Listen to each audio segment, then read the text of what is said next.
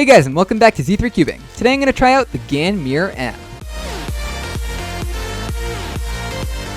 When I heard that Gan, known for making ridiculously high-end flagship speed cubes, was making a mirror cube known as a cheap, bad-turning non-WCA puzzle, needless to say, I was pretty intrigued. And so when the cubicle asked if I wanted to try one out, I said yes, absolutely. I want to see what Gan has in mind here for this crazy-looking puzzle. So let's go ahead and get it opened up and check out the Gan Mirror M. So it comes in an uncharacteristically cardboard feeling box. Normally Gan's packaging wouldn't have been beat up this much in shipping, but that's okay because the cube itself is protected. So let's just get straight into it and try it out. Now I will mention that currently my one point of comparison for mirror cubes is the original Rubiks mirror cube from over 10 years ago. The idea of a mirror cube is pretty straightforward. It's literally just a normal 3x3 Rubiks cube, except the different layers are defined by different heights rather than different colors. This one turns, acceptably. I've broken it in a lot, but it's literally just the Rubiks brand mechanism, so it turns pretty bad, literally zero corner cutting. This Gan mirror cube on the other hand, I imagine is going to be quite a shock. So let's try it out, and oh my gosh, that is a speed mirror cube. I would say this is on a whole new level compared to the Rubiks, but that would be a massive understatement. This thing is like an extra 5 levels up there. This is incredible. Now compared to a normal 3x3, the turning is nothing special. It's fairly smooth, a little bit airy like a Gan cube, but very dry feeling. I don't think they've lubed it at all. But just the rounding off of all the pieces makes it so fluid and so much easier to turn than probably any other mirror cube on the market. Okay, let's try out the corner cutting. Not that it matters, but it should be a good test of the turning. So it did that very easily.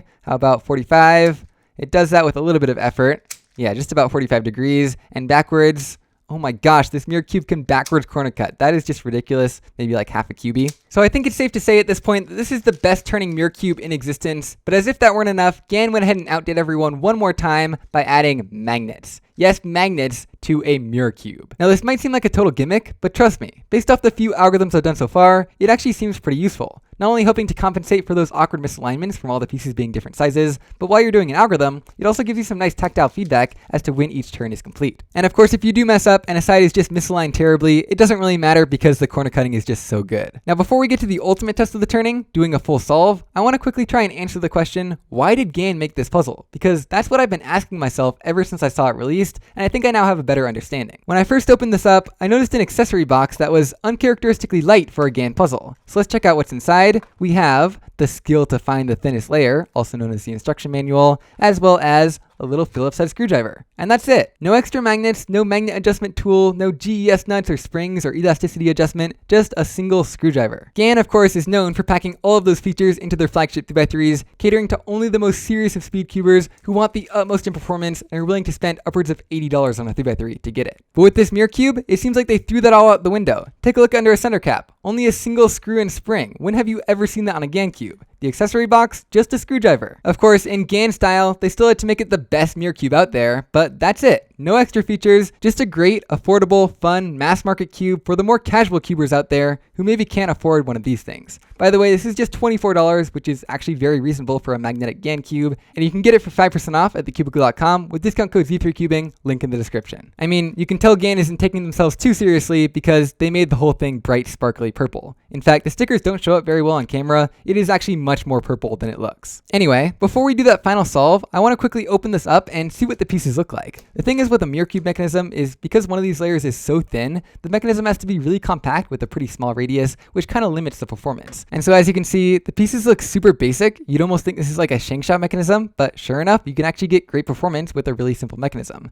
There's the magnets, they connect like this and like this, which looks pretty unnatural. And the fact that there's a screw here just randomly on the side of one of these corner pieces is making me very curious, so I'm going to go ahead and check out what's inside. Okay, I can see why the cap is screwed down now because one of these magnets popped out as soon as I opened it. But yeah, you can see the mechanism there. All 3 corner magnets really close together in such a big piece looks kind of funny, but again, that's just because the pieces are so thin. Also, taking this apart really helps you appreciate that every single one of these pieces is totally different from all the others, so it really takes a lot of effort in design and manufacturing them especially. A normal cube is just 12 identical edges and 8 identical corners, whereas this cube has dozens of pieces that are all totally different, which is probably pretty new to Gan. Anyway, I think I've teased it enough. Let's go ahead and finally scramble this puzzle up and try out a full solve. So just the scrambling is already a much more pleasant process than my old mirror cube. You can actually just do finger tricks and move the pieces quickly. So let's go ahead and start with some inspection.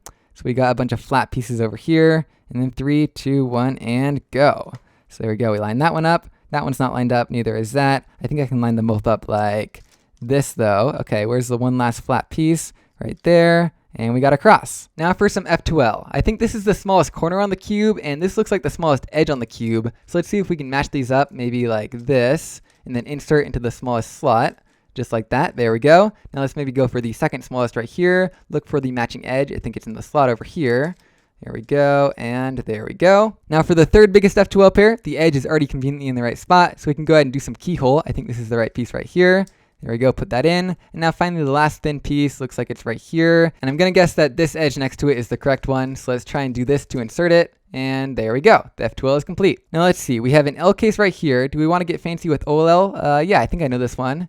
It should go like this, and then like this. PLL is always the most difficult step to recognize on the mirror cube, but I can see right now that I have these two matched up, as well as these two are headlights, which tells me I have a G perm, which I could attempt to do, or I could just do an A perm and then a U perm, just to play it safe. So there we go. And now we have to figure out what U perm this is. So it looks like this piece has to move over to there, which tells me that the opposite colors are right here, which tells me that I have to do the U perm this way. It's definitely a little bit to wrap your mind around, but ultimately it's the exact same algorithms, the exact same moves, and that's the mirror cube solved. You know what? That was pretty fun. I think I'm actually going to scramble this up again and try a quick speed solve. So yeah, this puzzle definitely surprised me when I first heard about it, and it surprised me once again once I saw it in person. I was expecting some sort of crazy Gan-style $60 flagship, however pointless that would be for a mirror cube, but what we got was actually something utterly reasonable. It seems like Gan has been able to look past the seriousness of most of their puzzles, and instead just make something super fun that still turns great. Of course, there are definitely some much cheaper mirror cubes out there that'll still perform fine. I'll link one of those in the description as well, but at $24, the price almost seems cheap, at least compared to most Gan cubes, so if you're looking to buy a mirror cube and price isn't too big a concern, I would definitely recommend the Gan Mirror M. Anyway, yeah, that's pretty much it for this fun little unboxing. I hope you all enjoyed, and I'll see you guys next time.